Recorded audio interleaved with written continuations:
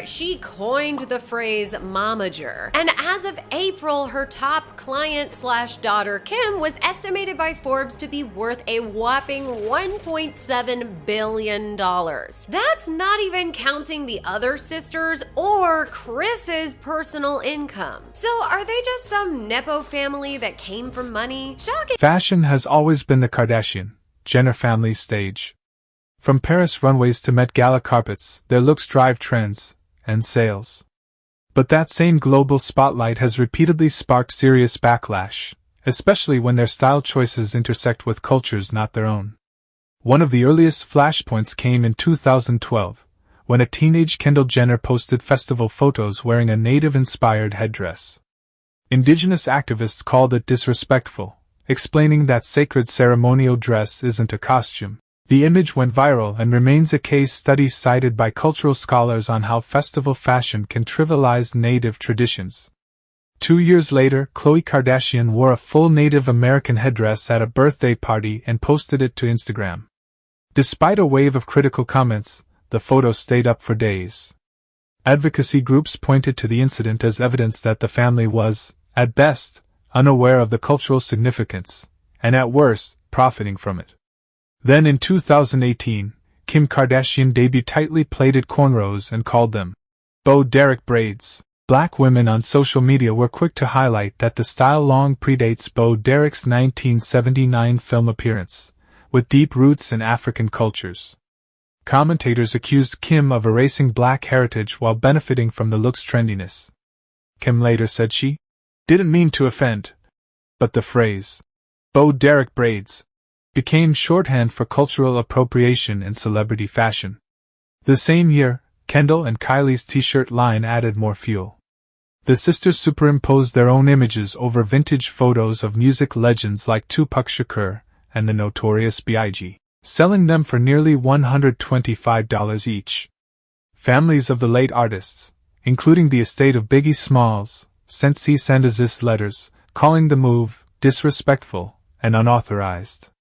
The shirts were pulled within 24 hours, but the controversy dominated headlines. The pattern continued into high fashion. In 2019, Kim launched her shapewear brand under the name Kimono. The backlash was immediate and global. Japanese officials and cultural advocates criticized the trademark filing as an attempt to appropriate the name of a traditional Japanese garment for profit.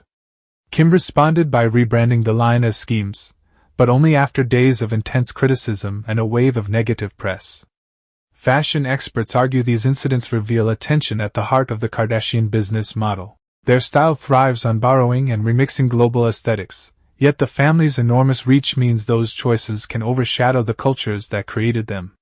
Professor Susan Scafidi, author of Who Owns Culture?, has said, "When a celebrity with hundreds of millions of followers adopts a traditional style without context, it risks turning heritage into a trend." Importantly, the criticism isn't only cultural, it's economic.